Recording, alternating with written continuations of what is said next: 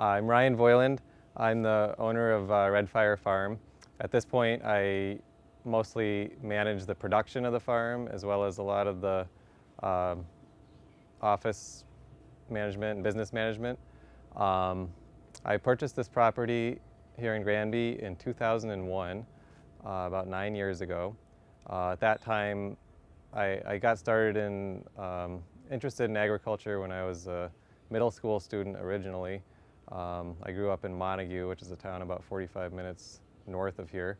And when I was in middle school and high school, I got this idea to start a market garden.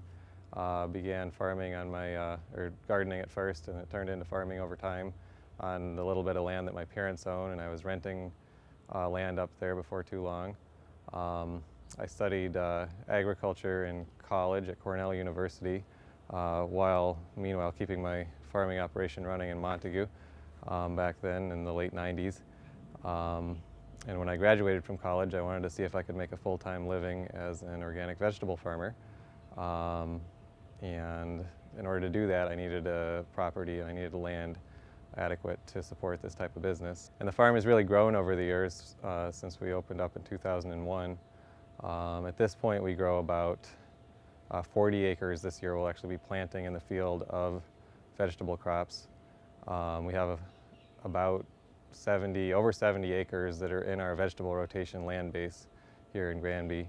Those acres include not only the land that I actually own, which only has about 20 cultivatable acres, but we're also leasing fields from neighbors up and down the road in almost every direction from the farmstead here in Granby. As the farm has grown, we've really increased our scale, mostly to meet the demand of our CSA, which is the main way that we market produce. For those of you who don't know what a CSA is, it stands for Community Supported Agriculture, and that's where we ask members of our community to purchase shares in the farm before we even plant anything. You can see we already have tons of plants growing here. These are all mostly starts that'll be transplanted into the field in the next couple of weeks and months that will grow this year's crops. But before we even started planting any of these seeds, we already have pledges from hundreds of members who expect to get our produce on a once-a-week basis once the harvest season starts throughout the summer and fall. So this is a really advantageous way for us to sort of have security, know that folks are interested in our produce, they want to eat it, and they're waiting for us to grow it. And it really helps our cash flow because people pay part of their shares up front, giving us enough money in the winter to buy the seeds to plant and the supplies we need to get every season up and rolling. Because the traditional problem that most vegetable farmers have is that there's all kinds of input costs that have to happen in the winter and spring before there's any harvest, which would mean if they're selling wholesale or something like that, there's no income until something's being sold.